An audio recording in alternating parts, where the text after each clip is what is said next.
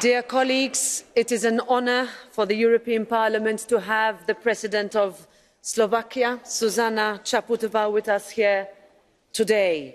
Madam President, dear Zuzana, welcome. Thank you for your vocal promotion of the values of equality and diversity that this House and our Europe holds so dear. Last week's double murder at the heart of Bratislava is a reminder to us of the constant need to fight back against hate and defend our LGBTIQ community. President Čaputová, we know you also as a firm defender of freedom of speech. Soon we will mark 5 years since the murder of Slovak journalists Jan Kuciak and Martina Kušnirova that shocked us to our core. This House, Madam President, will always remember Jan and Martina, and you will always find us as an ally in the defence of values. Dear Zuzana, let me quote your words in a speech that you gave at the United Nations General Assembly. You said that solidarity should be our binding principle, not an option. And your country, Slovakia, has demonstrated what solidarity means by welcoming more than 500,000 Ukrainian refugees since the onset of war, by being at the forefront of political and military aid to Ukraine. Slovakia has shown time and again that it can lead. Thank you for your country's leadership at this critical moment for Europe. President Čaputová, the floor is yours.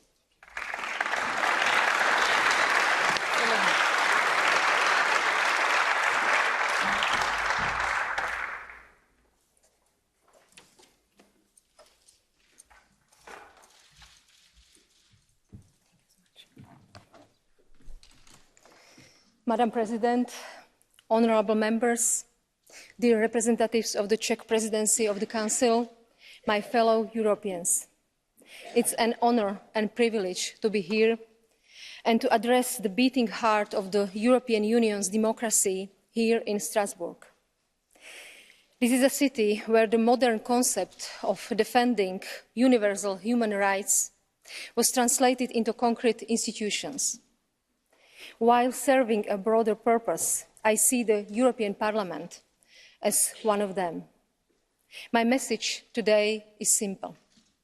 If we don't start defending democracy, it will cease to exist. The date of my speech here was planned long ago. I couldn't have expected that the recent homophobic murder of Juraj Vankulić and Matúš Horváth on the streets of Bratislava would remind us of this simple truth so painfully. It's hard to put in words the grief felt in Slovakia's cities in the past few days, because hate decided to kill love, just because the killer could not accept that love can come in different forms. This was an assault not just on young people from the LGBTIQ community. It was an attack on everyone in Slovakia, because hate crimes always target the very essence of what our society stands for. I would like to assure you that hatred doesn't dominate our society. I welcome that Slovakia's civil society immediately and resolutely condemned this attack. Just yesterday, the Slovak Parliament adopted a resolution strongly condemning this terrorist act and ensuring all minorities that they are valuable members of our society. In its essence, democracy is the rule by the majority in the interest of all, with a key emphasis on the protection of minorities. If we are failing in their protection, we are undermining democracy itself. In my view, the defence and protection of democracy is the core mission of our generation of political leaders. The task ahead of us is to bring Europe back into balance, which is shaken by crises from within and without.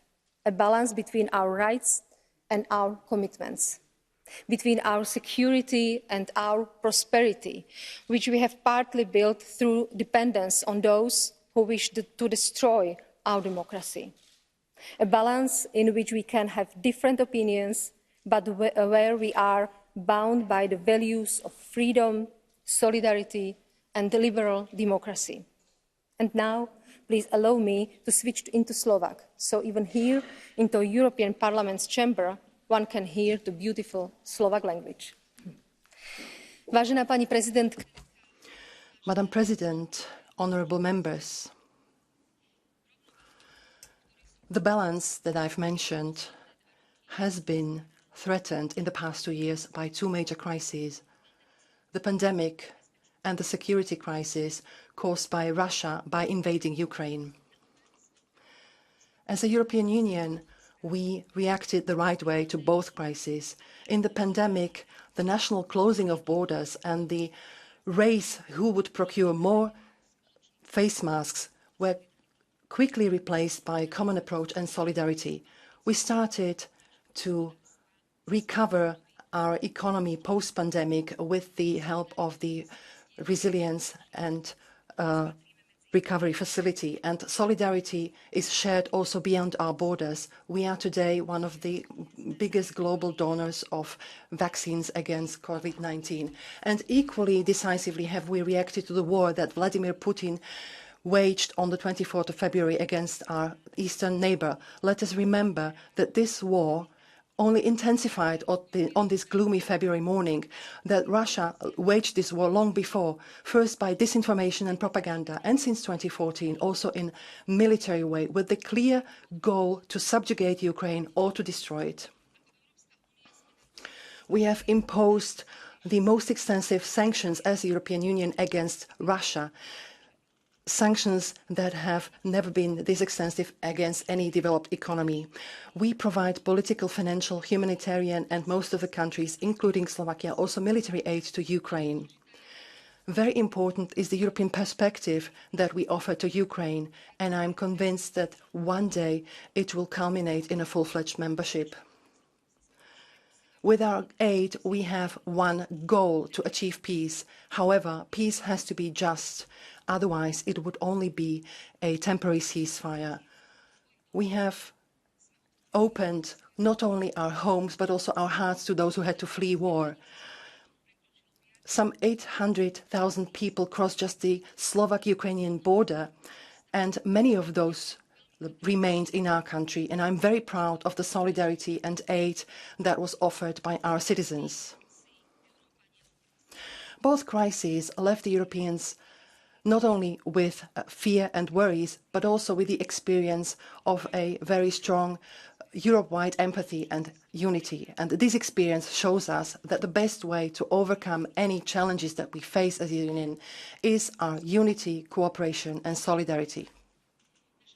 Ladies and gentlemen, our efforts to restore the balance in Europe do not stop here. It is paradoxical that in a situation where we are unprecedentedly united against external challenges, we also face very strong internal pressures. They are caused by a confluence of several crises, but also by ignoring our vulnerabilities for a long time. If we do not cope with these European crises, we run the risk that they will grow into a crisis of Europe. Millions of European households and companies are threatened by skyrocketing energy prices today. These prices began to rise even before the war, since Russia has already begun to reduce gas supplies to Europe already last summer, and it started thus to distort the European energy market and threaten our citizens. Slovakia, which until recently had 85% of its gas from Russia, managed to reduce its dependency to 33% thanks to diversification. However, we never know when Vladimir Putin stops gas supplies for good. As a union, we have to address the causes and the impacts of this crisis. The right solutions, therefore, have to be European, common, and in solidarity.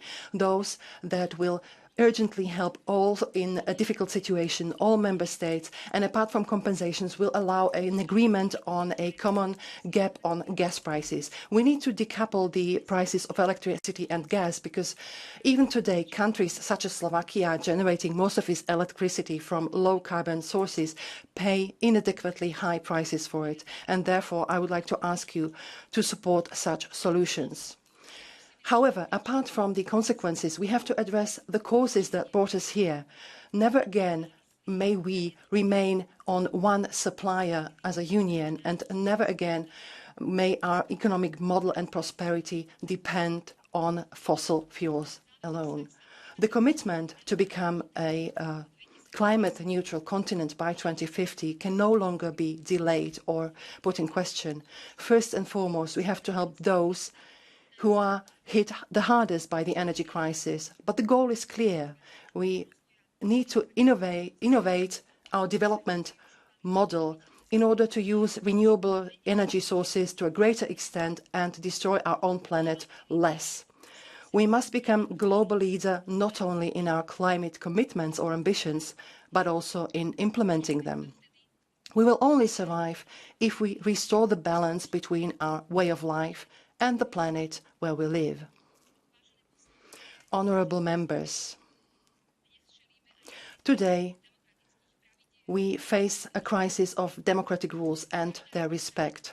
Each country that joined the European Union and each country that wishes to join has to be and has to remain a liberal democracy. Being a member of this club is not an entitlement, it's a privilege. It is not enough to achieve membership in this club. The membership has to be constantly updated with a clear understanding and respect of common values. Values such as the rule of law, division of power, independence of the judiciary, freedom of the media, or protection of minorities. If these cornerstones on which our community is built are under attack, we have to act to protect them. I want to emphasize that we do not lack the rules as much as we lack the consistency in enforcing them. If our measures are not decisive, problems will grow, and those who violate the values of the European Union will encourage and inspire others.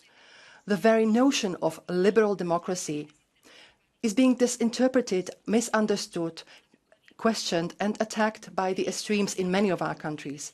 Even though there is not a single model of liberal democracy, I am certain that illiberal democracy are two incompatible notions. Honourable members, our democratic rules are today abused to destroy democracy itself. Freedom of speech is one of the most important democratic rights. We need to protect it, but it's not without limitations. How could it happen that we let freedom of speech escalate to verbal crimes? How could we elevate it many times to an absolute right? This is not democratic, this is stupid.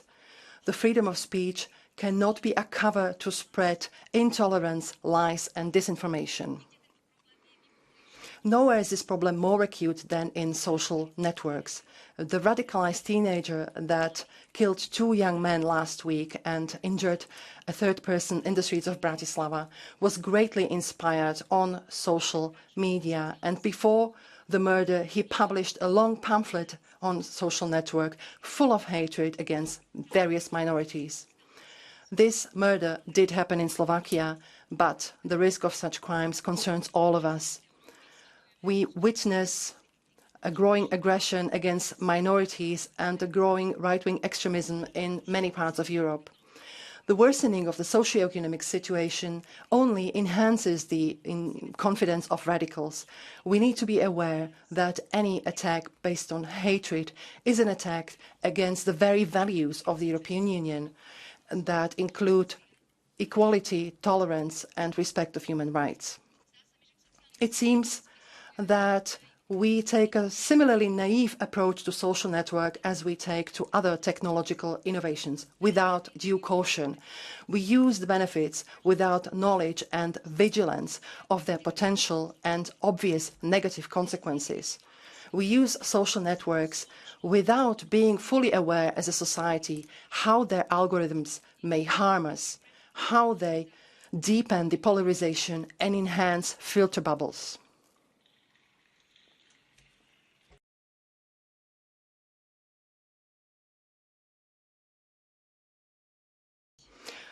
To believe the truth, to live the truth, and to defend the truth is the motto of one of the founders of the modern Slovak nation, General Milan Rastislav Štefánik.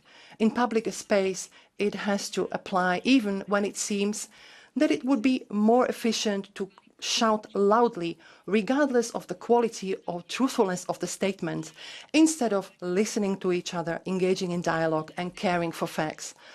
Let us not let democracy perish on the naivety of Democrats, on the naive belief that democratic rights and freedoms will only be used and never abused.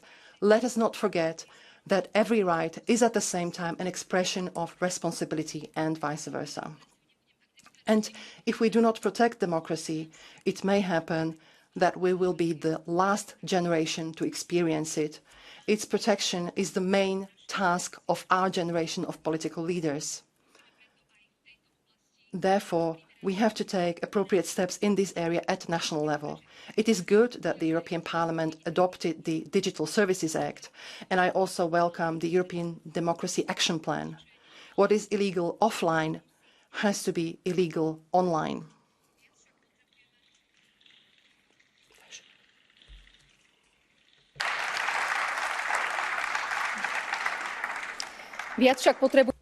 However, we need to also do more at the global level.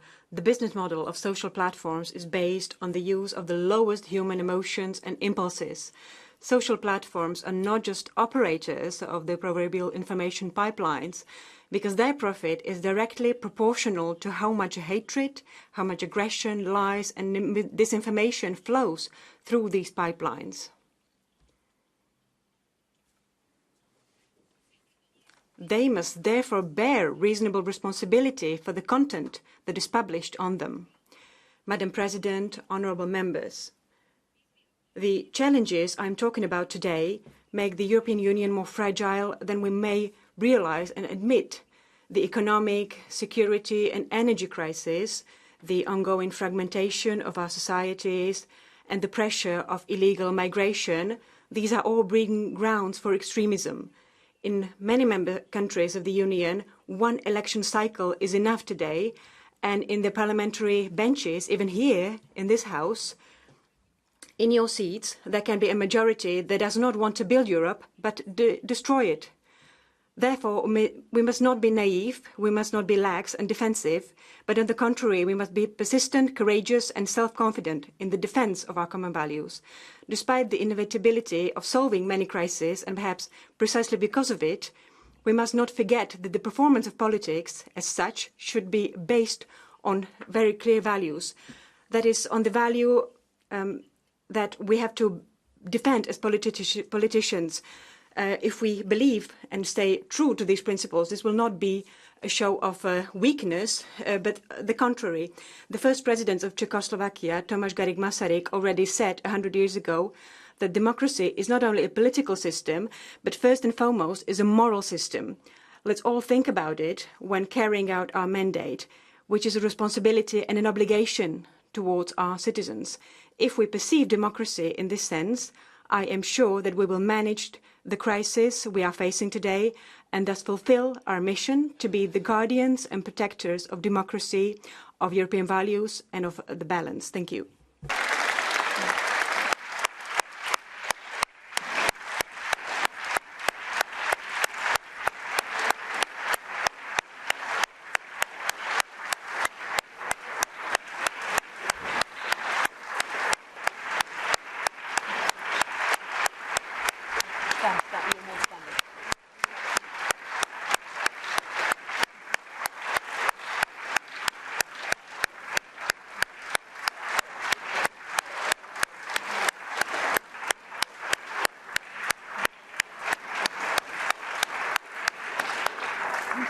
Finish.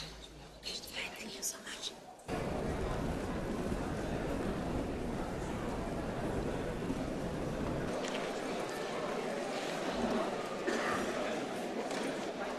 Thank you very much. That concludes the formal sitting, and we thereby resume our sitting with the votes. I will give 1 minute for you to find your seats and place your voting cards.